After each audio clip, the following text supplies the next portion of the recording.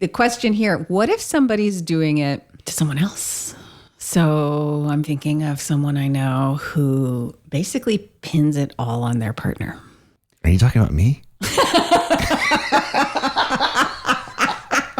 I fucking love that you said that. I know you're not talking about me.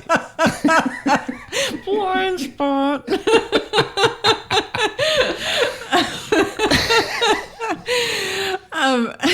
We're gonna cut that out.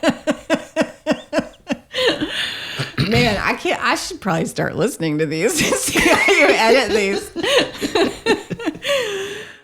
You are listening to The New Man, Beyond the Macho Jerk and the New Age Wimp. Your host is men's coach Tripp Lanier. Do you ever feel like you're at war with yourself? Are the blind spots that are holding you back obvious to others? And how can a wall become a potential pathway to get unstuck? Today, my wife Alyson and I discuss how so many of us are striving to improve ourselves by going to war with ourselves. And we also explore what ultimately brings us the emotional peace we're hoping that victory will bring.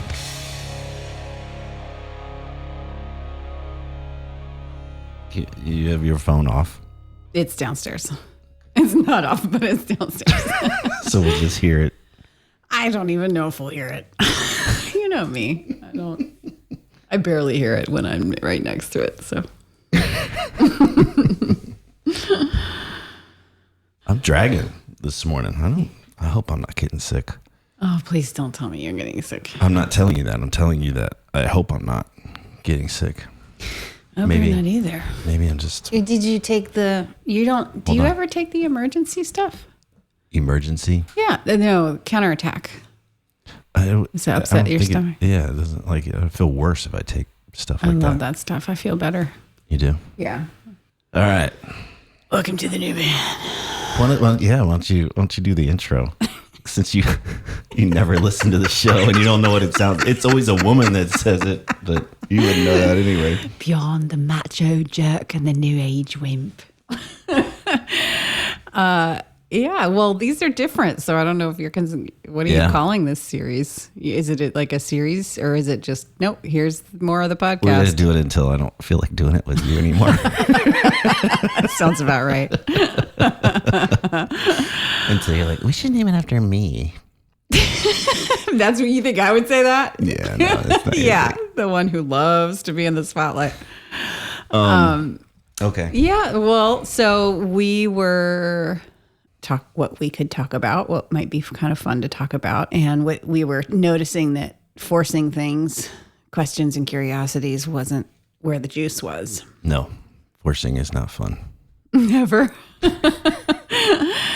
And so, but that kind of sparked possible something to talk about, actually. It was more like, what wouldn't we talk about? Or maybe start to look at the things that were outside of that. Yeah, but under the,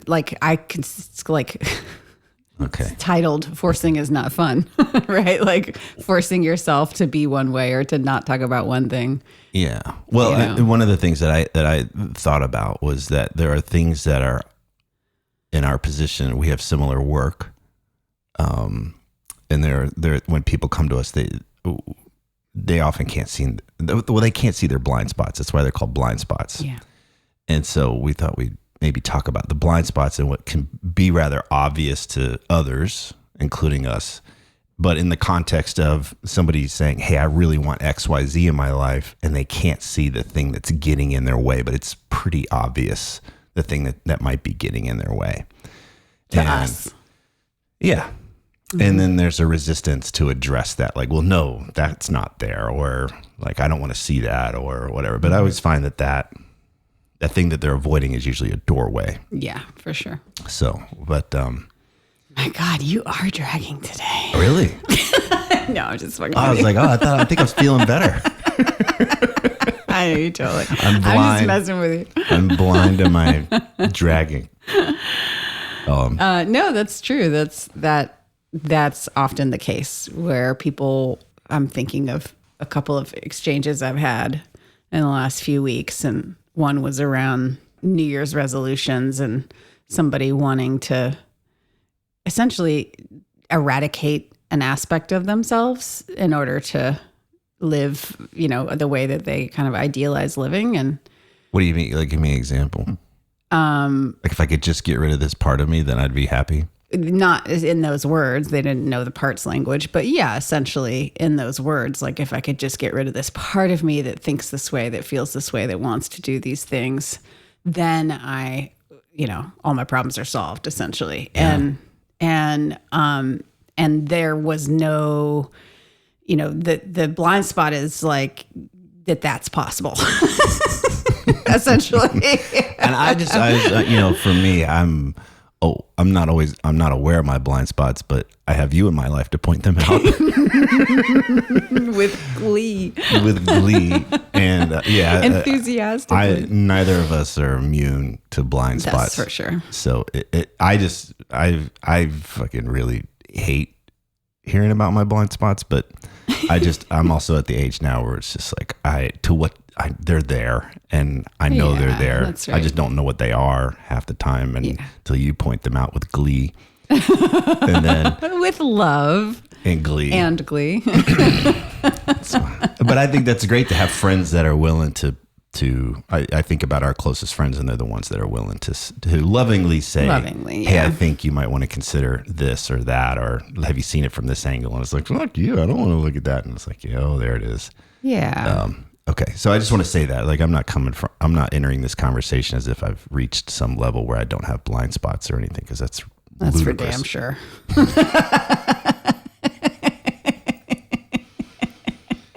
We're going to take a break.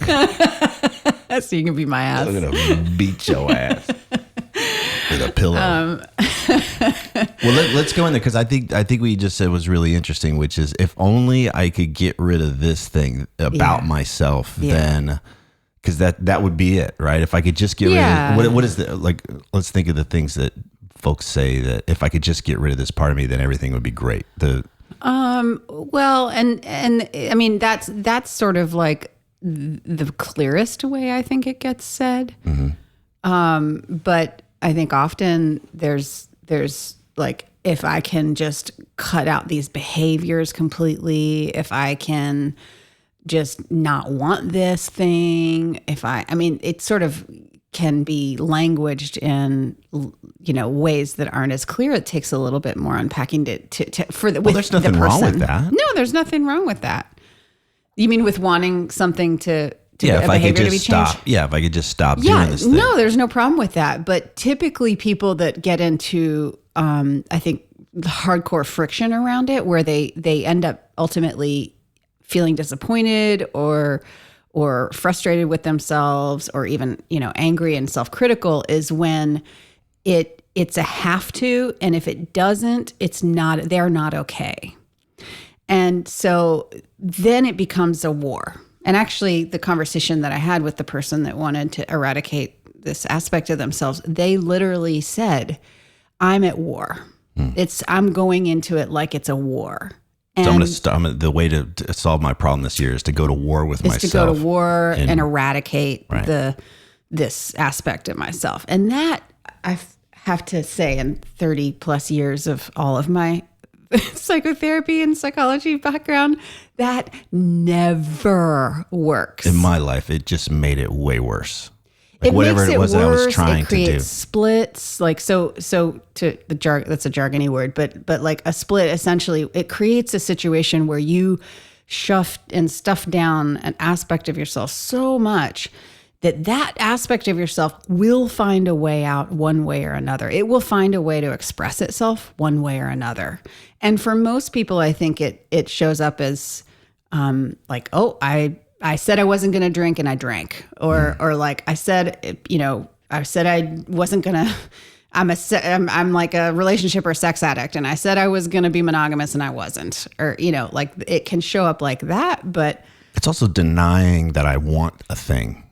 Like that's what I'm saying about how it never works, because there's not a willingness to really turn towards and be with all of yourself, all all the aspects of your being, all the ways you need to be expressed or want to be expressed. And there's not a willingness to understand where that even desire, if we were to actually look at like, well, what's behind that desire to drink or to act out sexually or whatever it is, what's behind that? What's there? Let me name, because we're shifting worldviews here. Because the first worldview is, there are aspects of myself, there's things that I want, or there's things that I do that are unacceptable.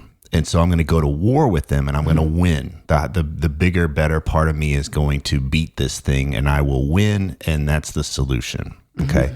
And you're shifting into another worldview, which says, hold on a second, trying to beat that thing or trying to get it to go away or kill it actually doesn't work. It makes it stronger in a lot of cases. It makes us weaker in a lot of cases because we're constantly at war with ourselves. Yeah. And so there's an opportunity there to get curious about it and be with it, be curious about it, open the doors. Loving and compassionate, ideally. Right, which is just unimaginable. If you're in a war mentality, like you really hate this part of yourself or it's so unacceptable, it could be just gross. Yeah.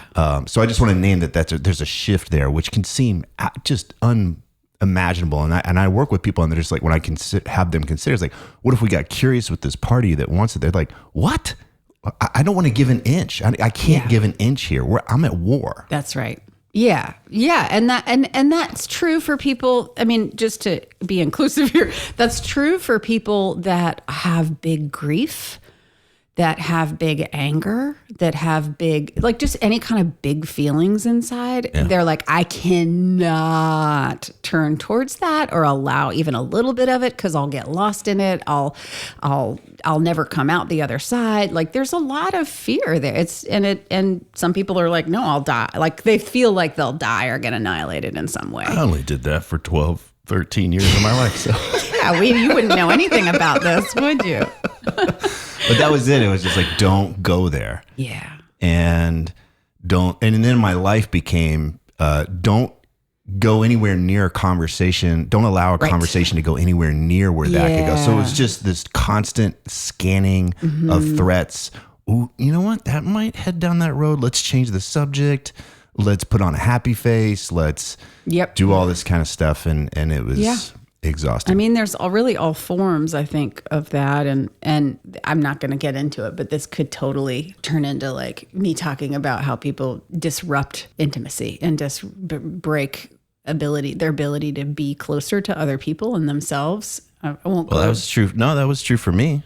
Like I couldn't handle intimacy because it was just, well, if you get close, then I get hurt. And well, even, I mean, it's even as simple as if I do that, if I don't do this other sort of orchestra of that I'm managing here internally, if I actually get present and make connection with you, then this stuff is going to be here.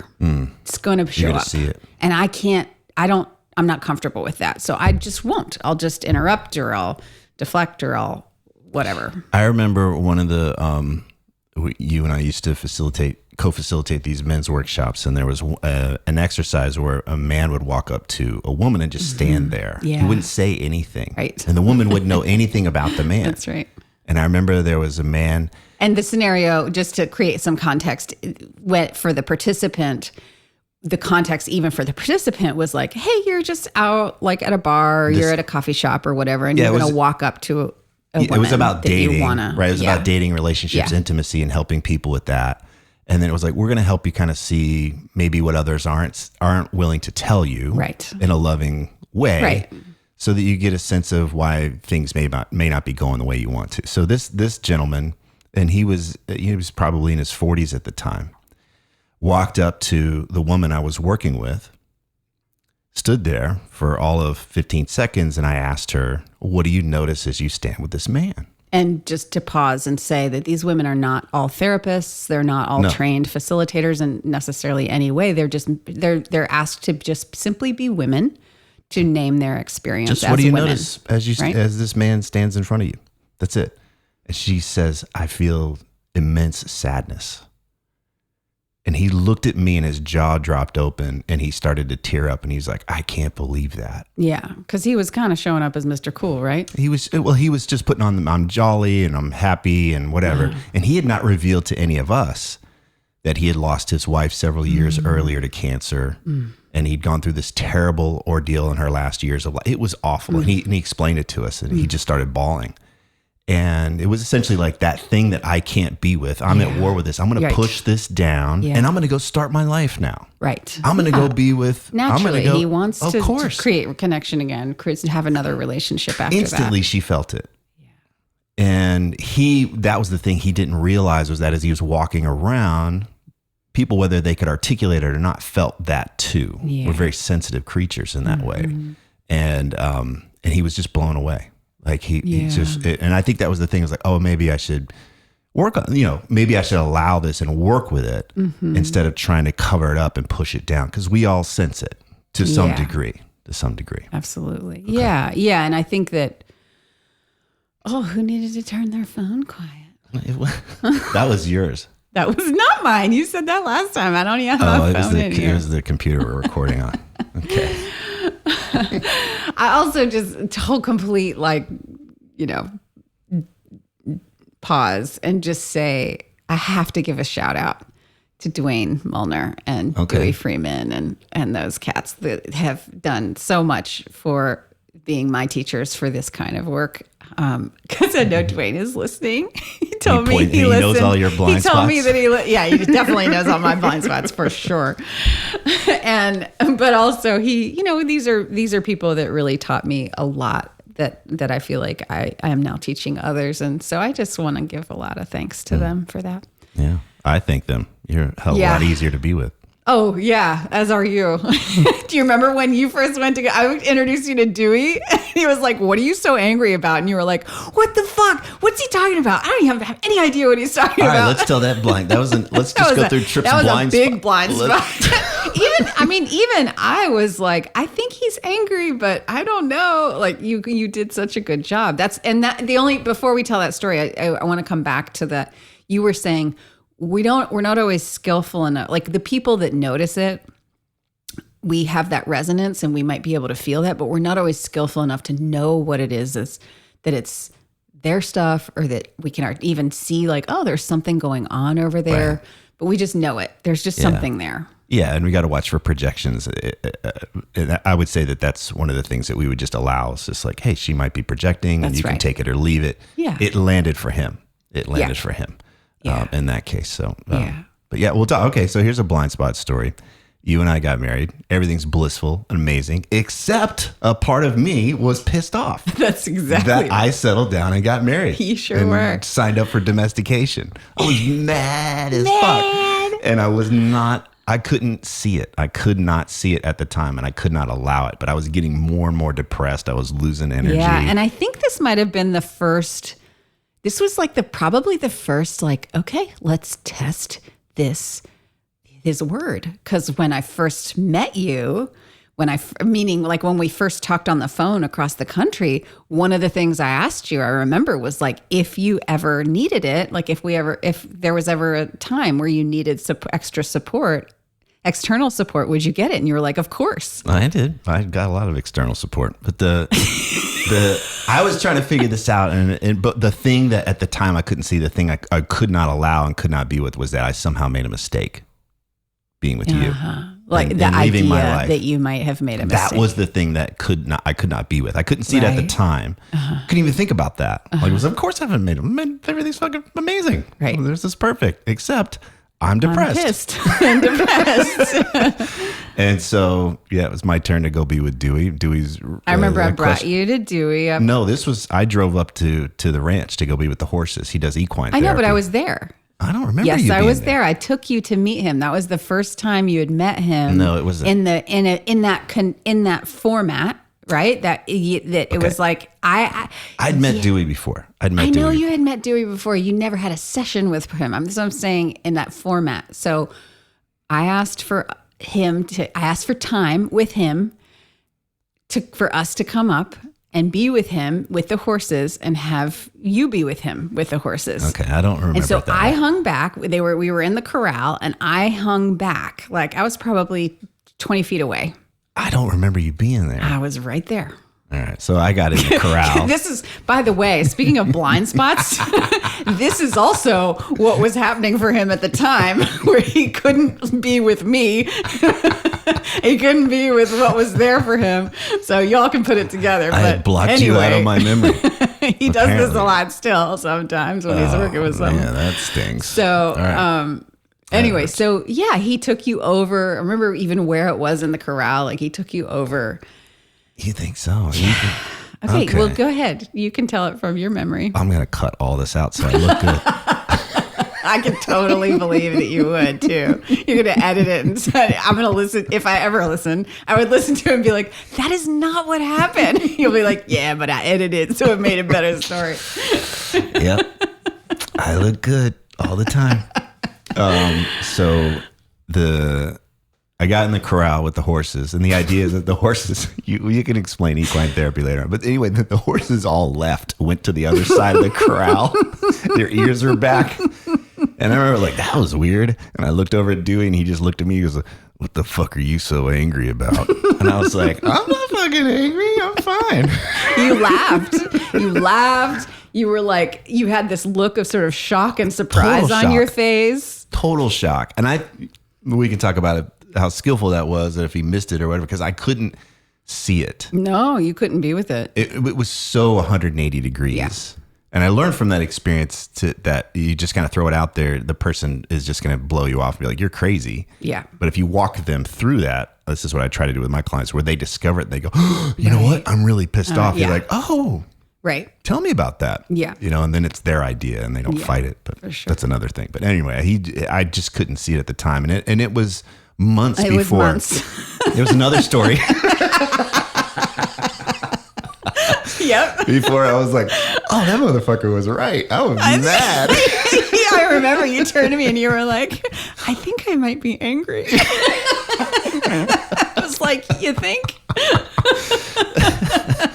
So, but that's an example of like, what can't I be with? I'm so disconnected from this. And I was Mr. Personal Growth, I was in men's groups and like all the shadow work stuff. And it was still back there. Yeah. Nope.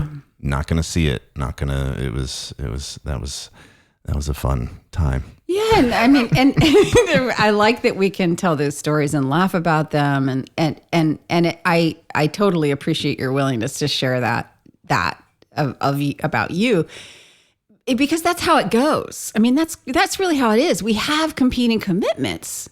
Like you at the time, you had a lot of competing commitments, which were, I'm in love with this woman. I've just sold my business and traveled, like moved across the country. I've like left my old life. I'm choosing to create this new life. Everything that I've chosen here in this new land, I want in my life. So there was a lot. I don't want to I think I would expect there was probably an aspect of you that was like, I don't want to disrupt things. We just got married. We're having a good time. There's nothing really wrong here. Right. So I think that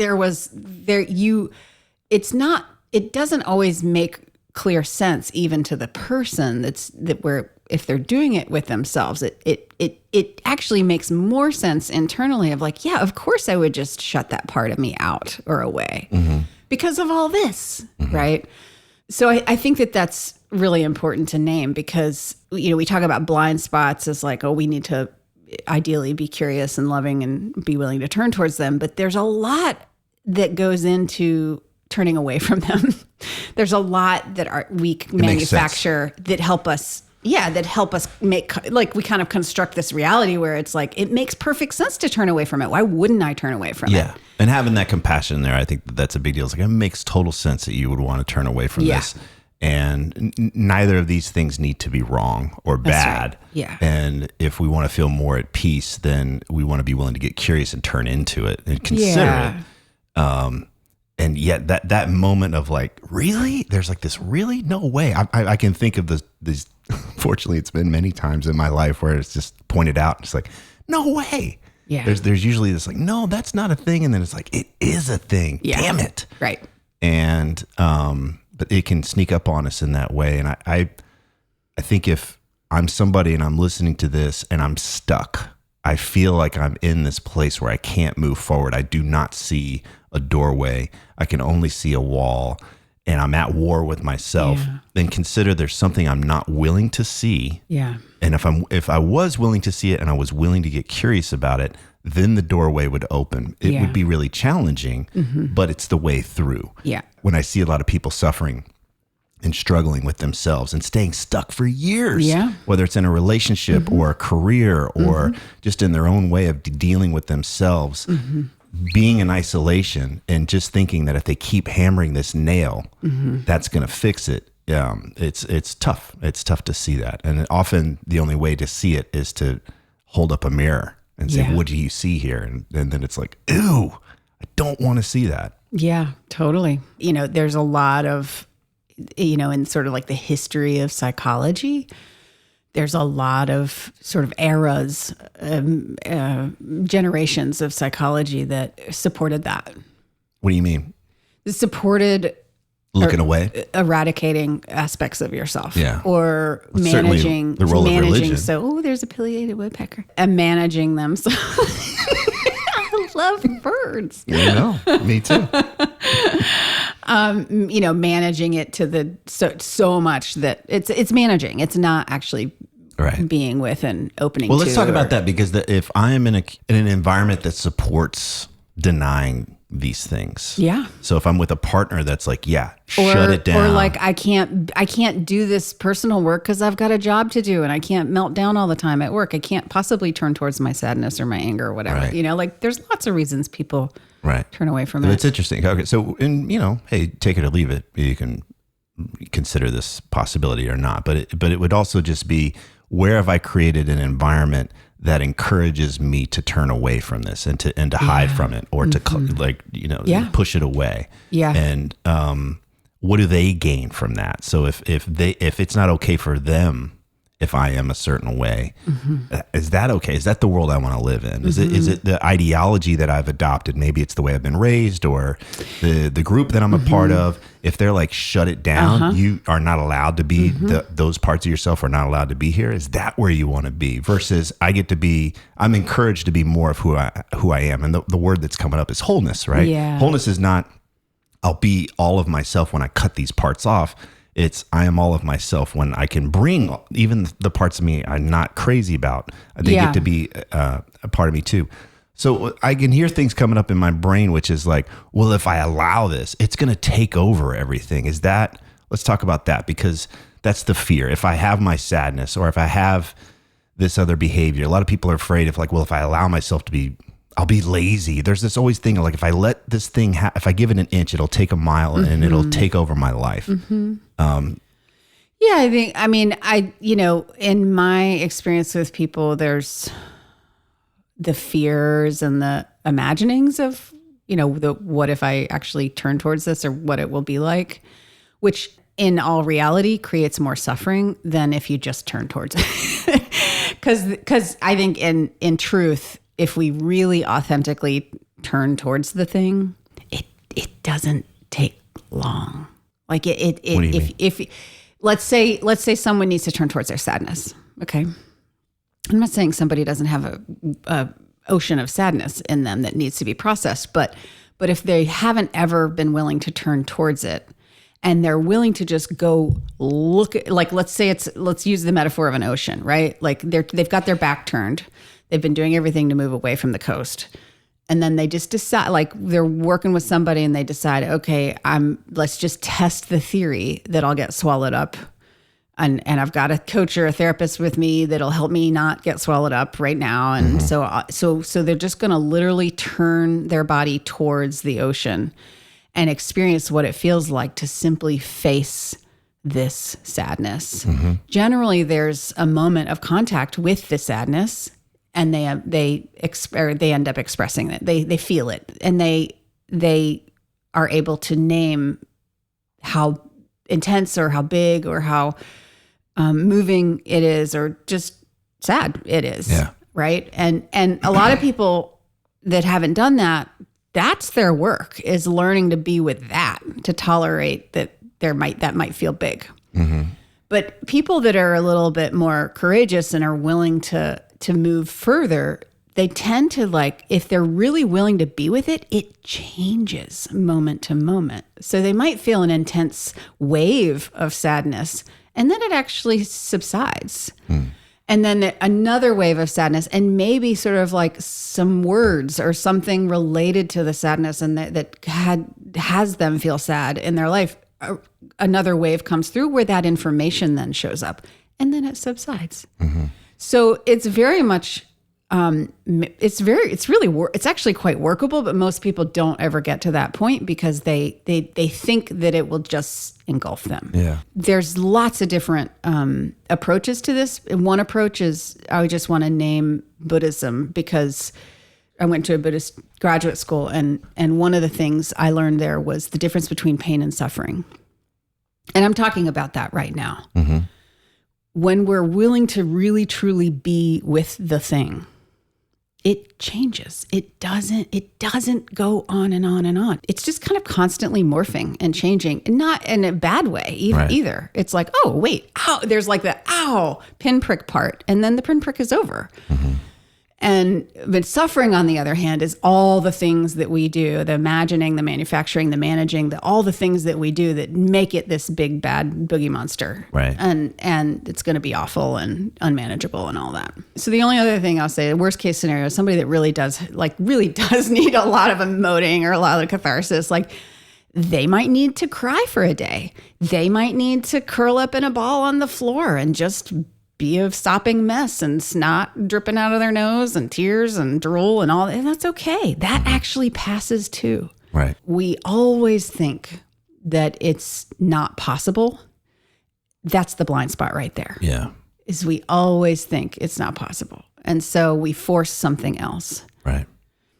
And I want to name that this isn't just about grief or sadness, because I see this as a like resisting taking a difficult action. For sure. In life. So it's resisting this idea that I may not be who I think I am. Or who I think I should be. Right. Exactly. So it's those difficult moments or where who I think others want me to be. Right.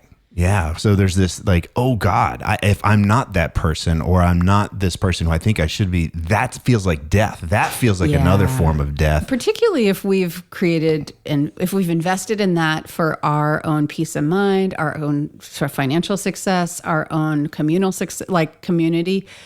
I'm thinking of another conversation I had, and it's really clear that this person is so hungry for community, real community, authentic friendships and community. And she's working so hard to manage what doesn't feel okay for her inside of that.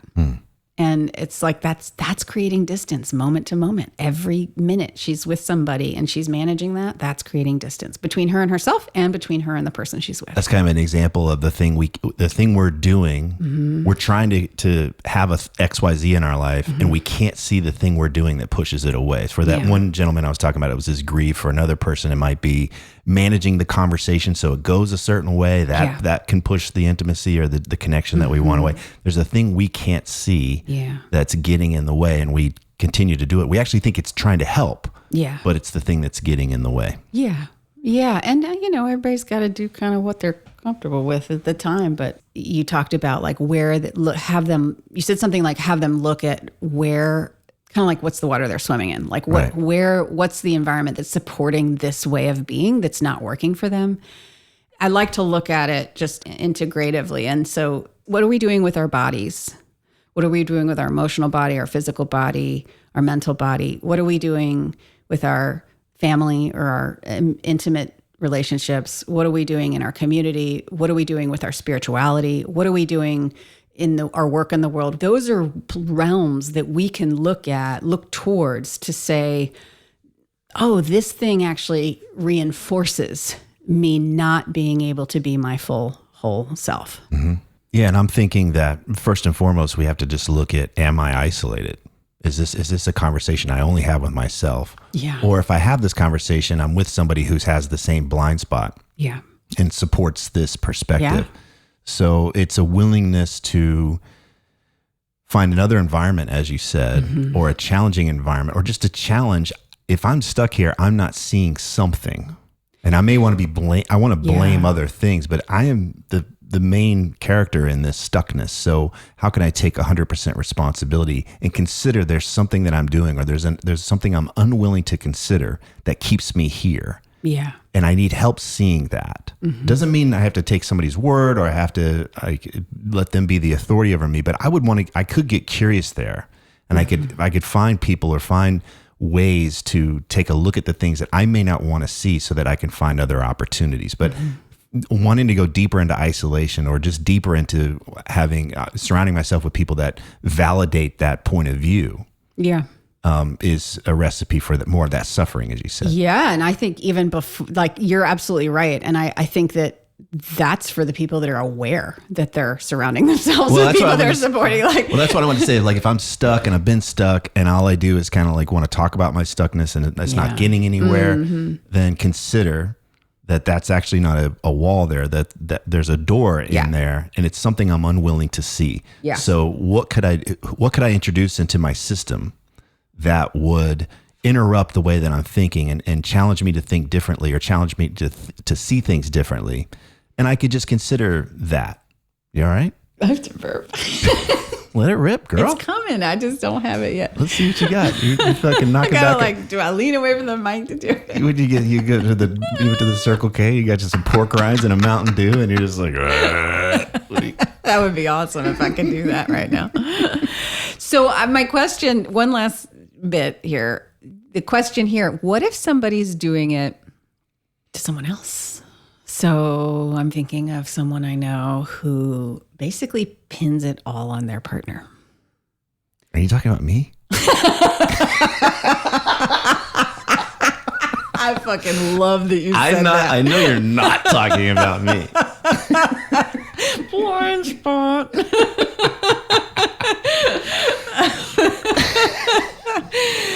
We're going to cut that out. Man, I can't. I should probably start listening to these to see how you edit these. All right, so they pin it all. Their problem. All their problems are their partners. It's their partner. Their partner's doing all these things, and if they would just stop, then everything would be great. You're asking me. Uh-huh. Oh, I'm always like, would take 100% responsibility. So why would you choose to be with this person then? Yeah. Why would you choose to be in this environment? You're choosing it. You wake up every day and you choose it. Mm-hmm. And so I would just, that's a first challenge, is you woke up again today and you chose this again. So why? Mm-hmm. And get them out. That's just a victim mindset. So if you're helpless and you're powerless and you can't do anything, I'll just shift it back to what's within your power. What has you choose this?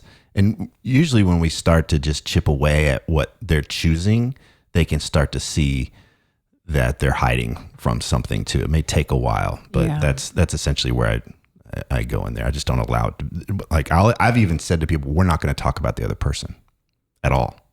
We're going to take them off the table and come back to why you choose this environment, this scenario. Mm-hmm. And so if they're like, well, gave up my job and got married, and now we have this young child, and so I'm completely dependent on him, and I like, this is our life now. Mm-hmm. Yeah. Wow. You're fucked. End of session. You're the only person who ever did that, and their whole lives just ended. This is it. Billions of people, and you're the one. That's it. Yeah, I'll just go right along with them. I think that's a good place to stop terrible. for today. Yeah. So you're so screwed. So anyway, I just want to bottom line this, that again, if we're feeling stuck, we feel like we don't have options. What are you pointing at? Well, that stopped doing the thing. Look, it's not. Oh yeah, it is. Okay, never mind. This is Crew 101. This is Geek Squad over here. You remember when you got mad when I called you Geek Squad? I don't know. You thought I was calling you something else. Funny now, but it must have been a certain sleepless morning. Let's bottom line this. That if I'm stuck, I'll just own this. If I'm stuck and I'm making it about everything other than me, or even if it's parts of me, like it's this part and I need to kill this part, chances are I'm not seeing a doorway or an opportunity. I'm at war instead of getting curious. There's just so much there, and being willing to take a look at the things that I can own or the things that I can integrate into my life will probably go much easier, much, I lost my thought now. Let me just, you're so out of it today. Let me just help. I wish they could see my body language right now. It's so good. Got my legs crossed and my arms crossed. I'm giving you the hand. Yeah. So, no, actually, no, in all seriousness, I mean, really what we're talking about, whether we're managing a thing and cutting a thing away, or I'll do what you do. How about that? So whether we're managing a thing or like trying to cut it away, eradicate it, or whether we're, trying to manage a thing in somebody else, or we think we have to be a certain way so the world will love us or whatever it is. It's all ultimately, like, if we take away all the twisted formulas of how we think we can get there, it's all for more love.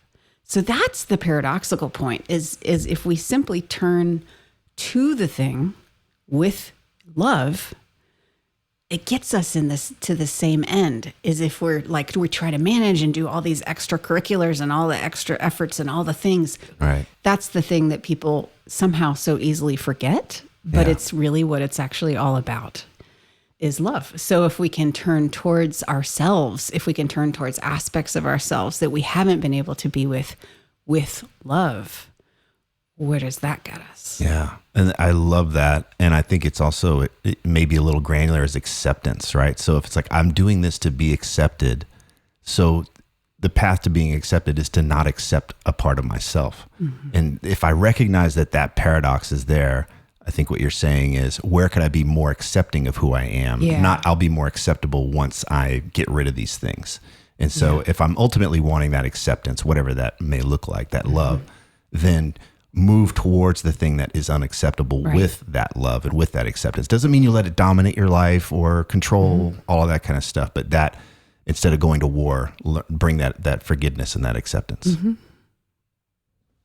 How's that? Does that feel like a good closing? That was great. That was fun. That was fun. Yeah. I like it when you're willing to be humble.